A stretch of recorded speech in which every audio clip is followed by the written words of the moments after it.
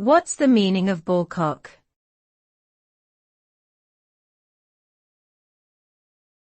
Ballcock.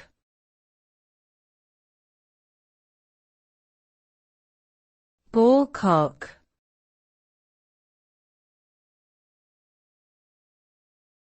Ballcock.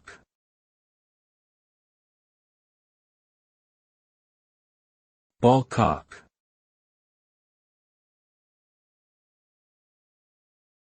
A ballcock is a mechanical valve device that controls the flow of water into a cistern or tank, typically found in toilets.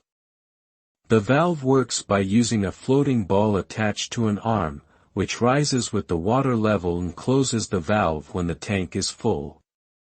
Despite its name, the ballcock has no direct association with balls or cocks. It is called ballcock because the original design used a cock, a type of tap, and a ball to control the flow of water.